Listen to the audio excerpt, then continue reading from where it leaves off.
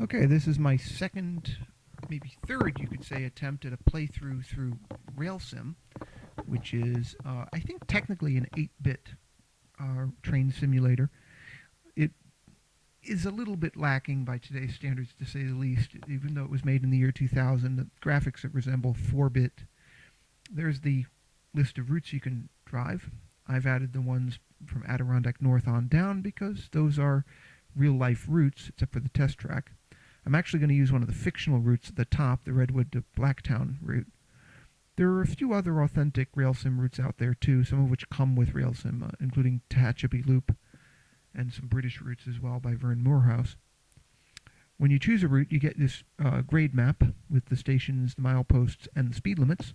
Apologies for the cropping at the top. I am having that same problem that I had with Street Rod.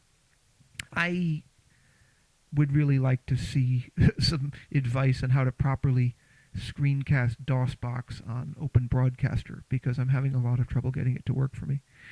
Anyway, there's the regular conventional map of the route, which gives you an idea of its shape.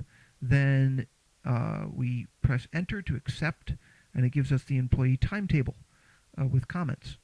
And you can print that if you want to, but I choose not to in this case. Then you get the locomotive menu. There are the diesel locomotives at the top with all the classic ones once you select it. F7, E8, GP9.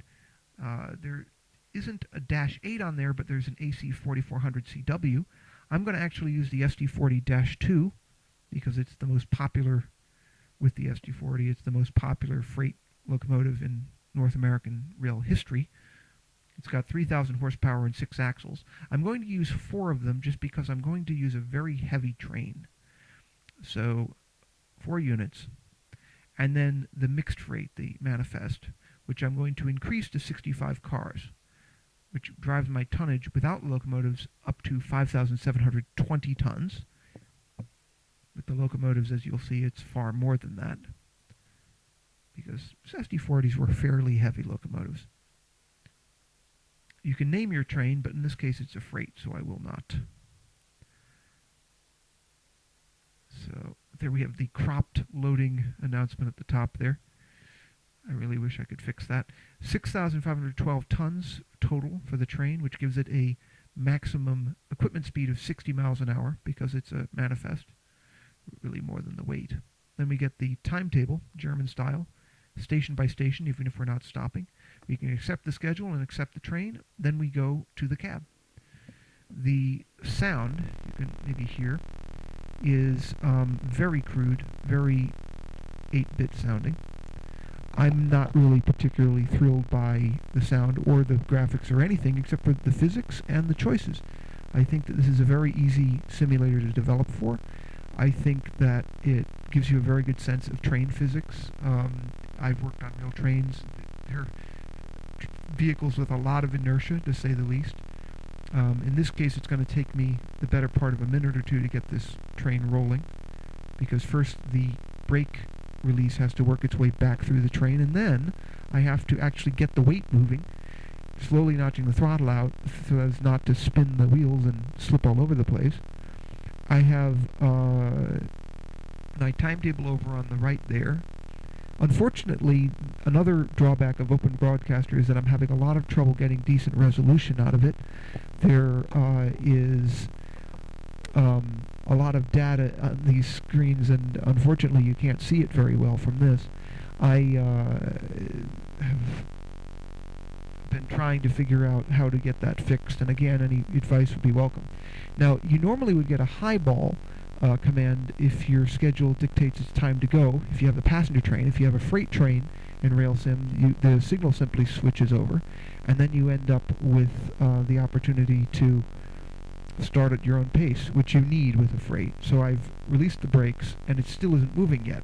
I've notched the throttle out to pull the slack, and I have that white needle jumping around there, which is not there in real life.